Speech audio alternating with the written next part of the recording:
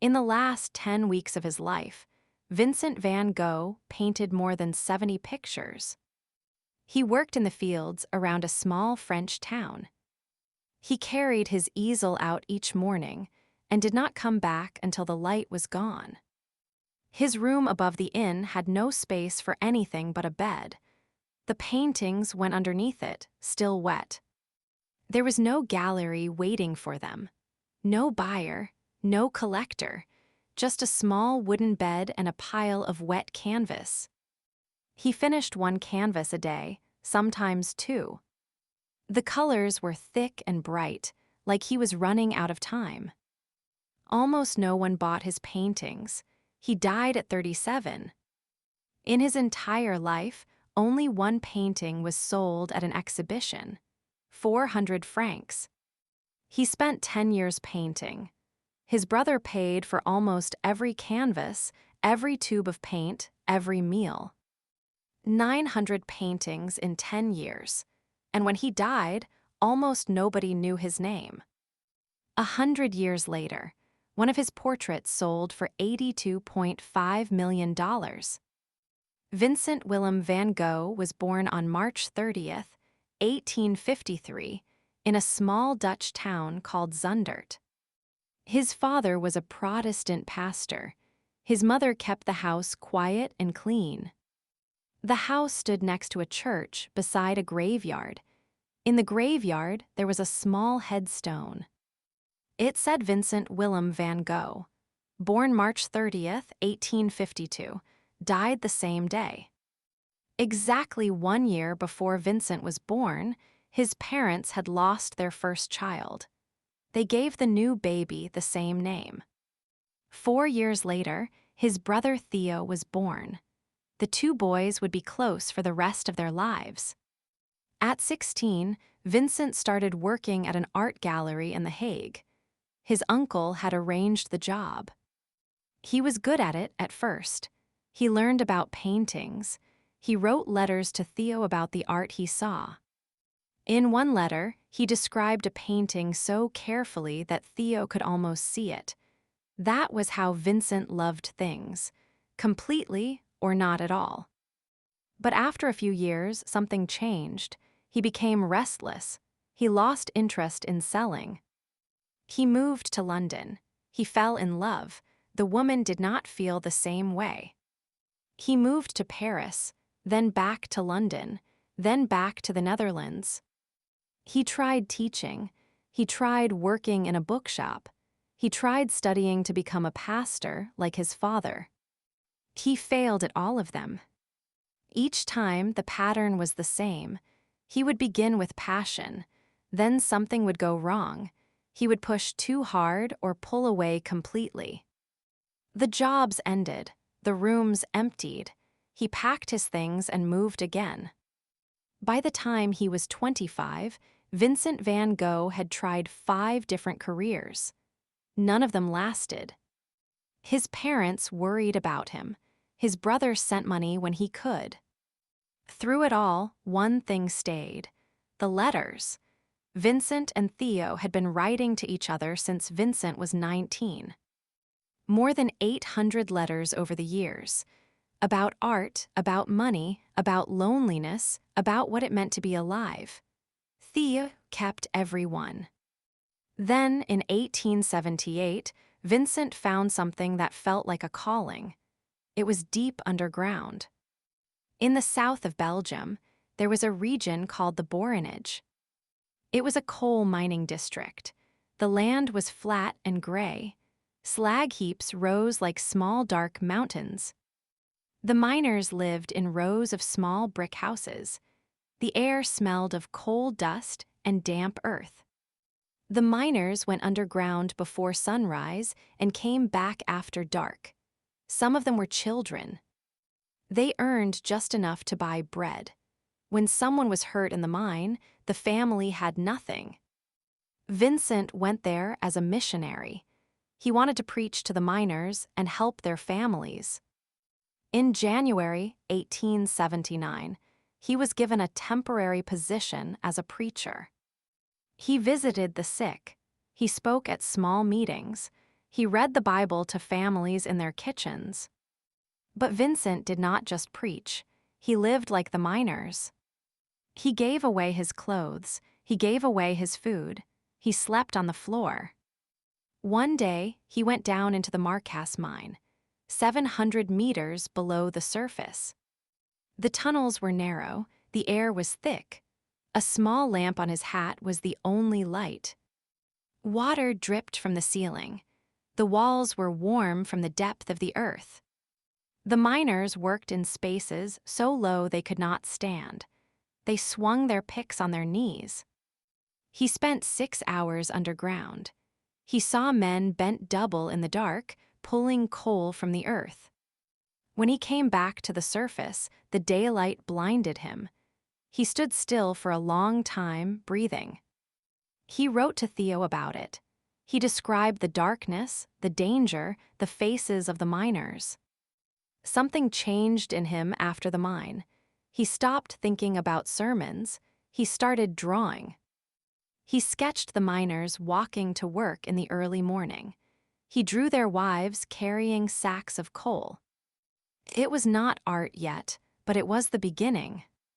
The people of the Borinage called him the Christ of the coal mine. But the church authorities did not see it that way. They said he was too extreme. He was not building a proper congregation. He was living like a beggar. In the summer of 1879, they ended his contract.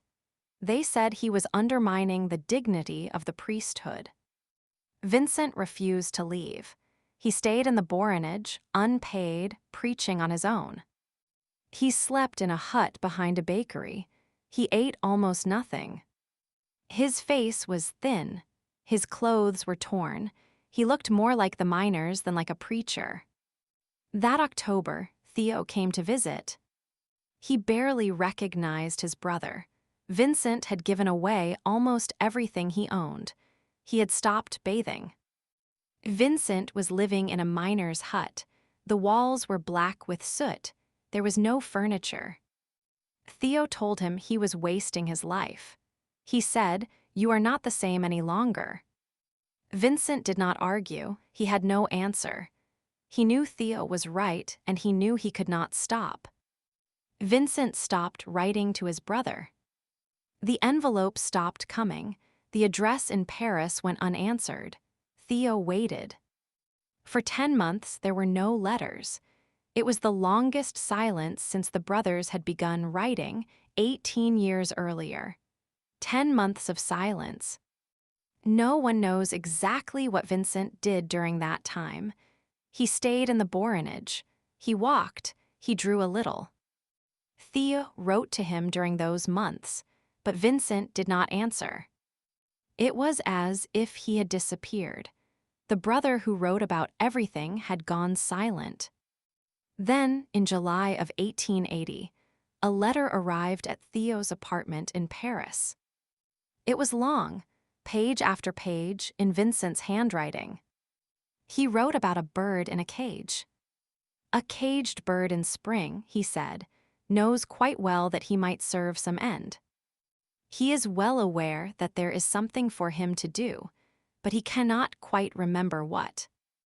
And so he knocks his head against the bars of the cage. The cage remains, and the bird is maddened by anguish. Vincent van Gogh was 27 years old. He had failed at everything he had tried. He had no degree, he had no teacher. He could barely draw a straight line. Most artists began training as teenagers. Vincent was starting at 27, with nothing but the letters and the need to try. His parents did not understand. His father thought he was throwing his life away again. Another failure waiting to happen. In that letter, he told Theo what he wanted to do. He wanted to draw, he wanted to paint, he wanted to become an artist. He had no training, he had no money, he had no connections in the art world. He had one thing. He had a brother who worked at an art gallery in Paris. Theo wrote back. He said he would help. He would send money every month. Not a lot, but enough to live on, enough to buy pencils and paper. Theo was not rich. He worked long hours at the gallery. The money he sent to Vincent came from his own meals, his own savings. He never complained, not once in 10 years. In return, Vincent would send his drawings and paintings. Theo would try to sell them. It was a deal between brothers, money for art, faith for time.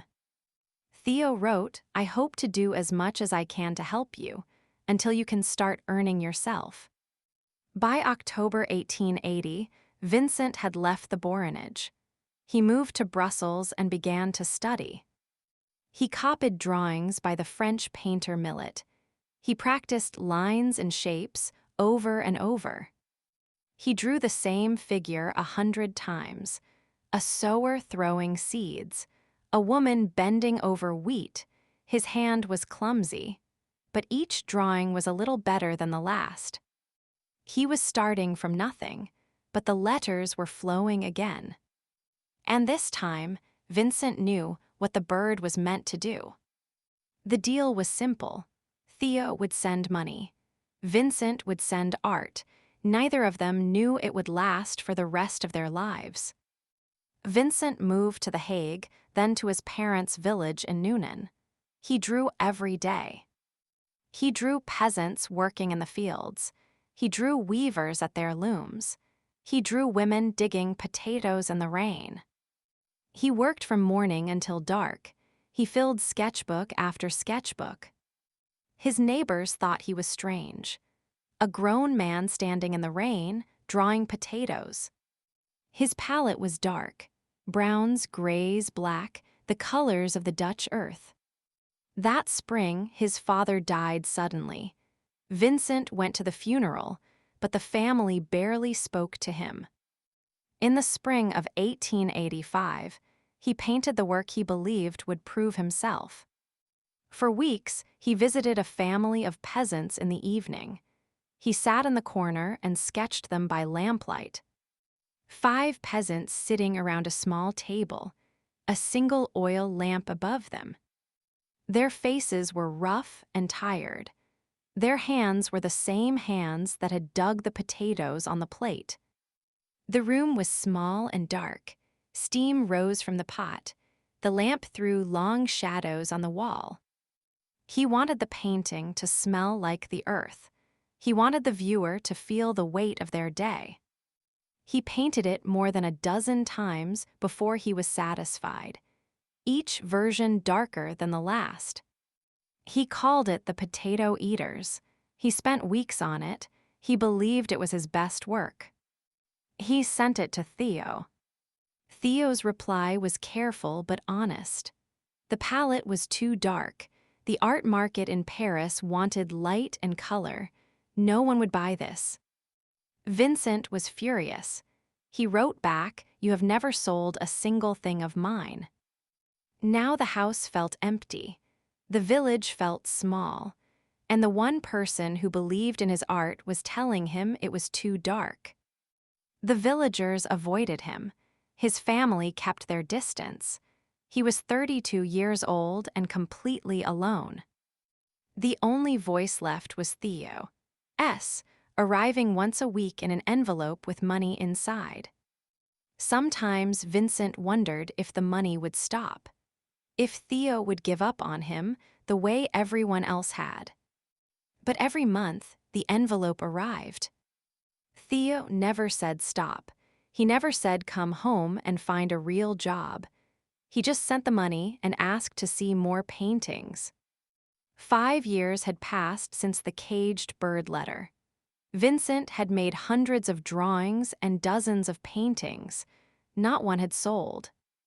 In the spring of 1886, Vincent packed his bags. He took a train to Paris.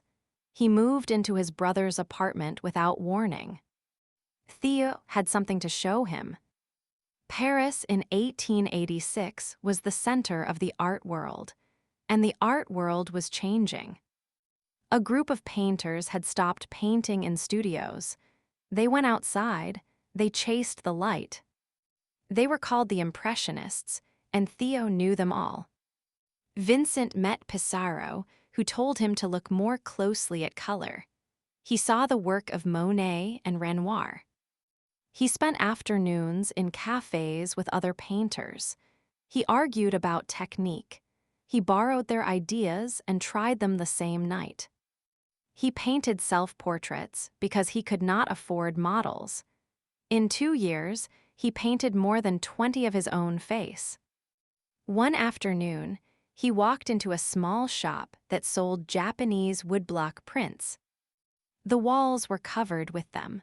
Waves crashing in blue ink, cherry blossoms on bare branches, mountains in a single brushstroke. Vincent stood in front of them for a long time. The colors were flat and pure, the lines were bold. There were no shadows. It was the opposite of everything he had been taught, and it was beautiful. The flat shapes, the bold outlines, the pure, clean color. It was nothing like the dark earth of the Netherlands. He bought hundreds of them. He pinned them to his walls. He copied them in oil paint, adding thick brush strokes where the Japanese used thin lines. Something in Vincent's work began to shift. The dark browns disappeared. Yellows came in. Blues, greens, reds. In 2 years in Paris, he painted more than 200 works. His style changed faster than anyone around him. But Paris wore him down. The noise, the crowds, the endless competition between painters. He drank too much, he ate too little. His teeth were bad, his stomach was worse. Thea once told a friend that living with Vincent was almost unbearable. There was no peace in the apartment, he said, not for a single hour. Theo loved his brother, but by the end, he was exhausted. Vincent had been dreaming about something, a house in the south of France full of sunlight, a place where artists could live and work together. In February 1888, he packed his canvases and took a train south. He was looking for light. The city of Arles sat in the south of France, near the mouth of the Rhône. When Vincent arrived, it was still winter. Snow covered the ground, but the sky was wide and blue. He rented a small building on a street called Place Lamartine. It had 4 rooms and yellow walls. The rent was 15 francs a month. The rooms were bare. There was no gas and no running water. But it had light. Sunlight poured through the windows all day long. He called it the Yellow House. He wrote to Theo with a plan. He would turn it into a studio for artists, a place where painters could share ideas and work side by side. He called it the Studio of the South. But first, he painted. The light in Arles was different from anything he had known. It was sharp and golden. It made the wheat fields glow. It turned the night sky into something alive. He painted outdoors in the wind. He pushed candles into the brim of his hat so he could paint at night. When the mistral blew, he hammered his easel into the ground with iron stakes. He once told Theo that the sun in the south was so strong it changed everything. It made him see colors he had never seen before. Yellow was everywhere, in the wheat, in the sunflowers, in the walls of his house. It was the color of the life he wanted to build. He painted sunflowers. He painted his bedroom. He painted the cafe across the street, late at night, with gas lamps burning yellow against the dark. He worked so fast that Theo could barely keep up with the cost of paint and canvas. But the house was empty. No other artist came. He ate at a small restaurant nearby. He rarely spoke to anyone. The people of Arles thought he was odd, a red-haired foreigner who talked too fast and smelled of paint. At night, the yellow house was quiet. Just Vincent, his canvases, and the sound of the wind. Vincent wrote letter after letter. He begged Theo to convince someone, anyone. Finally, Theo persuaded a painter named Paul Gauguin. Theo would pay his debts and his train ticket. Gauguin agreed to come. Vincent was overjoyed. He cleaned the house. He bought new furniture for Gauguin's room. And on the walls, he hung his sunflower paintings, bright yellow against white, a welcome. On October 23, 1888, Gauguin arrived. Paul Gauguin was older, louder, and sure of himself. He had traveled the world. He had given up a career in banking to paint. He thought most other painters were fools. Vincent admired him deeply. He wanted Gauguin to see what he had built in Arles. At first, it worked. They painted together during the day and talked late into the night. Gauguin cooked, Vincent cleaned. They split the cost of food and wine. For the first time in months, the yellow house felt alive. Two painters working under the same roof. They walked through the vineyards outside the city. The leaves were turning red and gold. Vincent wrote to Theo that one afternoon, they passed a vineyard that was completely red. Red like red wine, he said. He went back and painted it, a wide field of deep red under a yellow sky. He called it the Red Vineyard. It would become the only painting sold at an exhibition in his lifetime. But that was later. In October 1888, no one was buying anything. And inside the yellow house, things were beginning to crack. Gauguin wanted to paint from memory. Vincent wanted to paint from life, standing in front of the thing itself. It was not just a difference in method, it was a difference in belief. For Vincent, the world itself was enough. You did not need to imagine it, you needed to look harder. They argued about it every night. Gauguin thought Vincent was messy and undisciplined.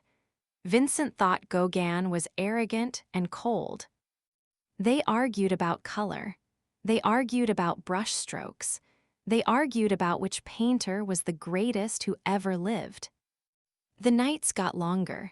The arguments got louder. Vincent could feel it slipping away. He tried harder to keep Gauguin interested. He painted faster. He talked more. But the more he pushed, the more Gauguin pulled back. December came. The weather turned cold. The house felt smaller. Gauguin wrote to Theo that he wanted to leave. The situation, he said, was becoming impossible. Vincent was terrified. If Gauguin left, the studio of the South was finished. The dream was over. On December 22nd, Gauguin showed Vincent a portrait he had painted of him. Vincent stared at it. Then he said, "It is me, but it is me gone mad." That evening, at a cafe, Vincent threw a glass at Gauguin. Gauguin left and checked into a hotel. The next night was December 23rd. What exactly happened is still unclear. The accounts do not agree. What is known is this. Sometime that evening, Vincent took a razor and cut off part of his left ear. He wrapped it in newspaper. He walked to a house on a nearby street and gave it to a woman named Rachel. The police found him the next morning in the yellow house, unconscious and covered in blood. He was taken to the hospital. The doctor wrote 2 words in his report: acute mania. The yellow house was quiet, blood on the floor, paintings on the walls. It was Christmas Eve. In Paris, Theo van Gogh had just proposed to a woman named Jo Bonger. She had said yes. Then a telegram arrived from Arles. Theo took the night train, 750 kilometers through the dark. He arrived at the hospital and found his brother lying in a small bed, his head wrapped in bandages. Gauguin had already left Arles. He never came back. 63 days. That was how long the studio of the South had lasted. In the spring of 1889, 80 people in Arles signed a petition. They said Vincent was dangerous. They wanted him gone. He had nowhere to go. On May 8, 1889, Vincent walked through the doors of the St. Paul Asylum in Saint-Tramite-Provence. He went by choice. He signed himself in. The building had once been a monastery. Stone walls, long hallways, small windows. Most of the rooms were empty. Only about a dozen patients lived there. The doctors gave him 2 rooms, one to sleep in, one to paint in. From his bedroom window, he could see a wheat field, a row of low hills, and the sky. He was not free to leave, but he could paint. And so he did. He painted the garden outside his window. He painted the hallways. He painted the olive trees beyond the wall. When the attacks came, he could not work. He would lose days, sometimes weeks. He could not remember what had happened. During the worst attacks, he could not speak. He could not recognize where he was. The doctors kept him in his room until it passed. But each time, he came back to the easel. In June of 1889, he painted the view from his window just before dawn. A dark village below, cypress trees rising like flames, and above it all, a sky that swirled. Great spirals of light, stars that pulsed, a moon wrapped in its own glow. He called it the Starry Night. He did not think much of it. He told Theo it was not his best. He was more interested in the olive trees, the cypress trees, the way the wind moved through the wheat. In 12 months at the asylum, Vincent painted more than 150 canvases. Irises, almond blossoms, self-portraits with bandaged ear, copies of paintings by Millet and Delacroix, which he called his translations. When he could not go outside, he painted what he saw from his window. When the window was not enough, he painted from memory. The caged bird was still knocking against the bars, but now it was making something beautiful with every blow. In January 1890, a young art critic named Albert Aurier published an article about Vincent in a Paris magazine. It was the first time anyone had written seriously about his work. Vincent was embarrassed. He said Aurier was too kind. That same month, something else happened. At an exhibition in Brussels called Les Vingt, one of his paintings was on the wall. A woman named Anna Bach saw it. It was the Red Vineyard, the painting from that autumn walk with Gauguin. She bought it, 400 francs. It was the only painting Vincent van Gogh would ever sell at an exhibition. On January 31st, 1890, Theo's wife Jo gave birth to a boy. They named him Vincent Willem, after his uncle. When the news reached Saint-Tramite, Vincent picked up his brush and began to paint. Almond branches against a blue sky, white blossoms opening in the cold, a gift for the baby. It was the most gentle thing he ever made. In May 1890, Vincent left Saint-Tramite. He took a train north. He stopped in Paris for 3 days to meet Jo and the baby. Then he went on to a small town called Auvers-sur-Oise, an hour north of the city. A doctor there had agreed to look after him. His name was Paul Gachet. Auvers was a quiet village on a river. Stone houses, thatched roofs, fields of wheat stretching to the edge of town. Vincent rented a small attic room above an inn called the Auberge Revue. The only light came from a skylight in the ceiling. The room cost 3 francs 50 a day. It was barely big enough for a bed. He met Dr. Gachet on his first day. The doctor was thin, nervous, and fond of art. He had a garden full of flowers and a printing press in his attic. Vincent's first impression was not encouraging. He wrote to Theo, "He is sicker than I am." But they became close. Vincent called him something like another brother. He painted Gachet's portrait. The doctor sat leaning on his hand, a sprig of foxglove on the table beside him. Vincent wrote to his sister about the painting. He said he hoped to make portraits that would be looked back on with longing 100 years later. Then he kept painting.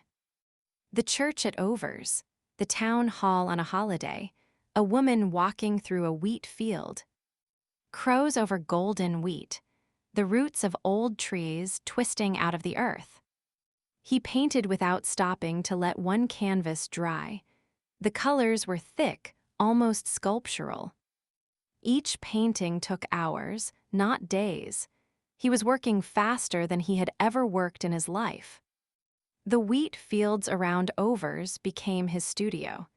He set up his easel among the stalks and painted until the sun went down. Some days he completed 2 canvases before dark. The wet paint had nowhere to dry. He stacked the canvases under his bed, one on top of another. In 70 days in Overs, he would paint between 74 and 80 canvases, more than one a day. He wrote to Theo in July, "These canvases will tell you what I cannot say in words." But the letters from Paris were not good. Theo was tired. His health was getting worse. His son was often sick. His employer at the gallery was difficult. And the money, always the money. Every month for 10 years, Theo had been sending 50 francs.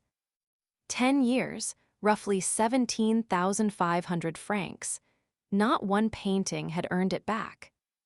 Vincent visited Paris in early July. He saw the apartment crowded with paintings stacked against every wall. His paintings. Theo looked pale, Joe looked exhausted. The baby was crying.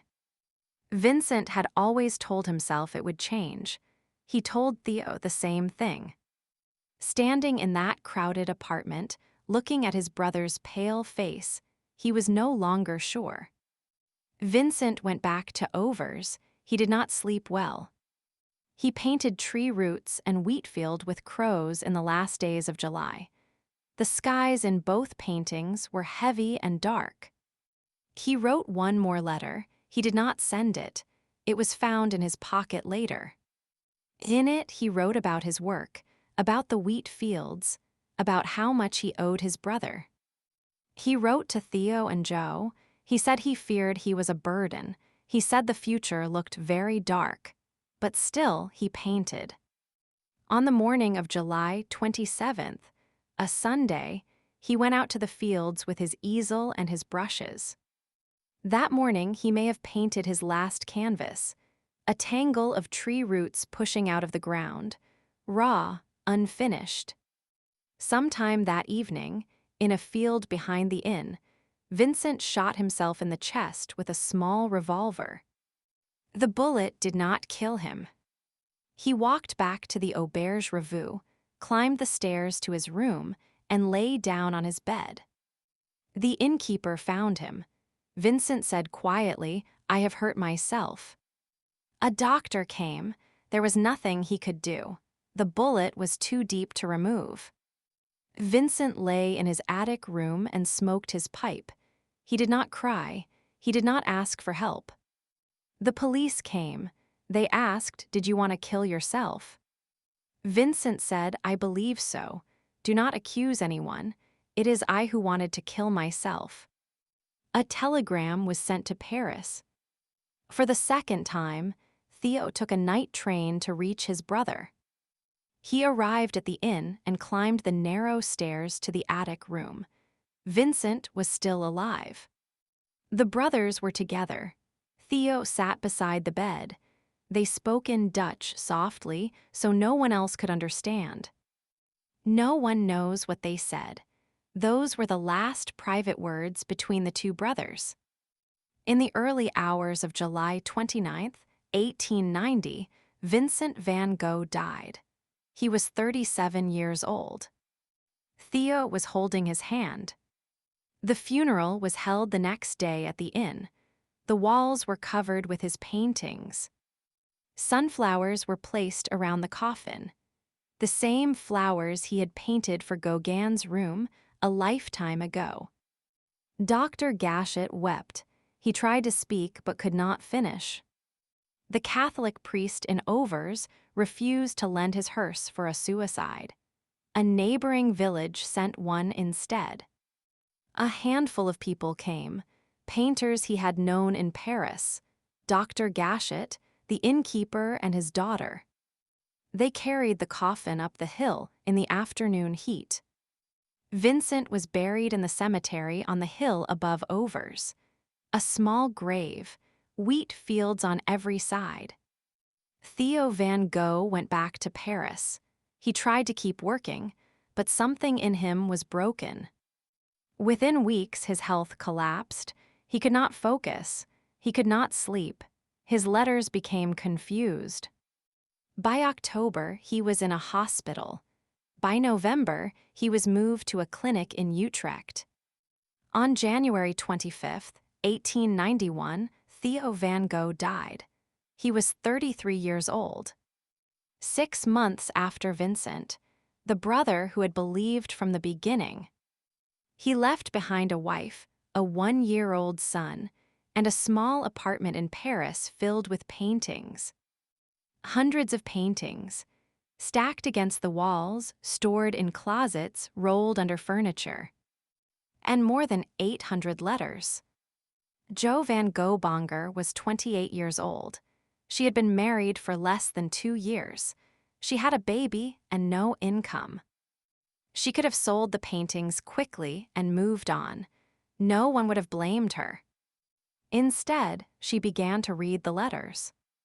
All 800 of them, page by page, in Vincent's handwriting.